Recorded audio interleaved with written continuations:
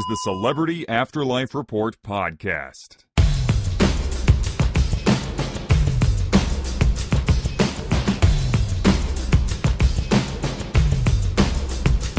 Hey, look who it is. It's Your Name Here.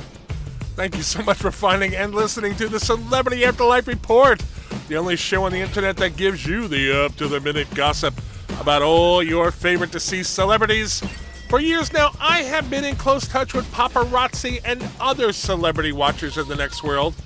From them, I get the latest word so I can give it to you. I'm the celebrity medium, and I now officially decree that this edition of the report is open for business.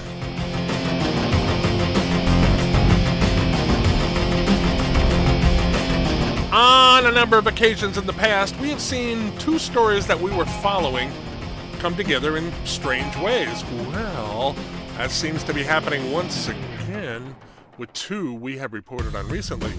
You may recall a while back that Orville and Wilbur, the Wright brothers who co-invented the airplane, both developed a crush on American astronaut Sally Ride, only to be spurned in favor of their sister Catherine. Ew, how awkward. You may also remember from a few weeks back our story about John Wayne, who became very rude to his old friend and new arrival in the afterlife, Maureen O'Hara. Maureen made the fatal mistake of greeting Wayne by his original name, Marion. Yeah, that was his real name. Wayne and O'Hara buried the hatchet after the Duke explained to her he wasn't really upset with her, but with how his attempt to become an action movie star had fallen apart when he tried to create a remake of the original Terminator movie. As it turns out, the Wright brothers' attempt to regain their image as studs by becoming male models has also fizzled out, and that is where we pick up the story. After giving up the modeling idea, the Wrights decided to become old-fashioned barn-storming pilots, flying their biplane over county fairs and the like. According to my sources, Wayne heard about their plan and contacted them about becoming a so-called wing walker. A wing walker is a person who is attached in a standing position to the top wing of a biplane and holds that position as the plane is put through aerobatic maneuvers. Now, even though the wing walker is firmly attached to a pole, it's obviously a very dangerous activity. Now, although people in the next world cannot die, obviously, they can be injured, and I have to wonder if Wayne really knows what he's getting himself involved with.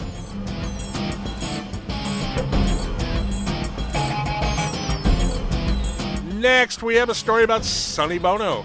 Sonny, of course, was married to Cher on the earthly plane, where he served as the other half of the singing team of Sonny and Cher.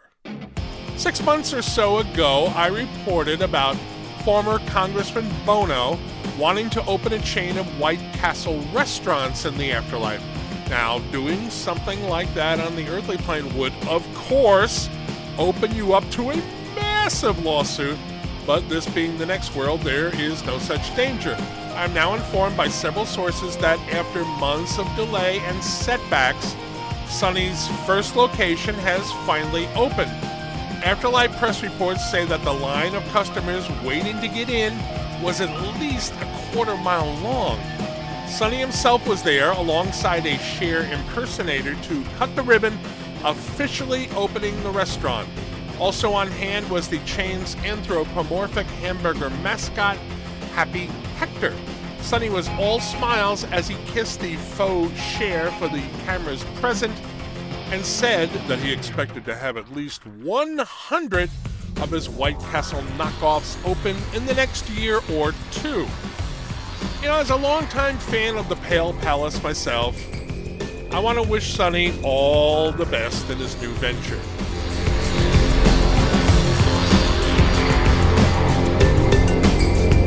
Word is that the producers of The Crazy Life of Abe and Whitney, the Next World reality show starring Abe Lincoln, his new wife Whitney Houston, and recent addition to the cast, Whitney's daughter Bobby Christina, wanted to shake things up when they added former President Richard Nixon to the show as Bobby Christina's boyfriend. If that was their intention, they seem to have gotten their wish. A few weeks back I told you that while Mr. Lincoln appeared not to know who Nixon was when they first met, his volatile wife certainly did know, and she wasn't happy about him dating her daughter. From what I've been told by sources, not only does Mr. Lincoln now know who Mr. Nixon is, he also now shares his wife's distaste for the man. According to a source who works on the show, the two former Republican presidents sat down for a man-to-man talk on a recent episode. Things were going, reasonably well until Nixon expressed the opinion that he would have handled the slavery issue differently than Honest Abe had. Lincoln seemed taken aback by that comment and pressed the issue. Nixon then proceeded to say that he didn't think slavery was worth fighting a civil war over. Apparently that was the breaking point for Abe. I'm told that the two nearly came to blows before some crew members separated them. Afterlife gossip shows and columns are now reporting that Lincoln and Houston are threatening to walk off the show if Nixon isn't replaced. The couple are apparently staging a sick-out until the issue is resolved by the producers.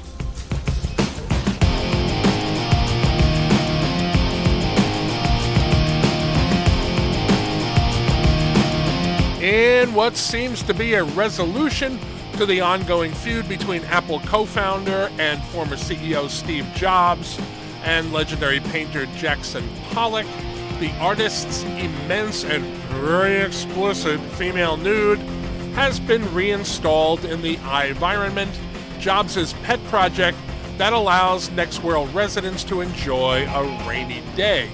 The mural is back in its original spot in the rainforest section of the iVironment, where it is covered by a large black cloth during the day and uncovered in the evenings for iVironment After Dark. I'm informed that during the first few days after the painting was returned, attendance to the iViron doubled over the average for the same time frame. A source familiar with the situation says that while Jobs has told friends he's not happy with the public perception that he caved into Pollock's demand that the painting be returned to the iVironment, he is pleased that doing so has increased the popularity of the attraction. In a public relations move, Jobs commissioned ads in all major Afterlife media showing he and Pollock standing next to each other, smiling. So, barring any unforeseen circumstances, I guess this long-running story is having a happy ending after all.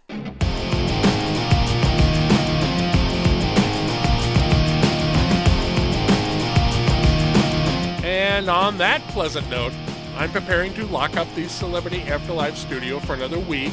Please come back next time when I'll have more up-to-the-minute gossip about all your favorite deceased celebrities. In the meantime, I would consider it a personal favor if you would help spread the word that the report is available for free on iTunes. I'm the Celebrity Medium. Thanks for listening.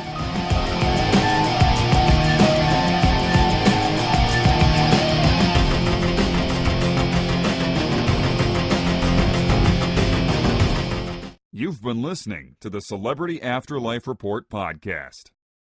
To ask a question about your favorite deceased celebrity, call 818-3-MY-DREAM. 818-3-MY-DREAM. 818-369-3732.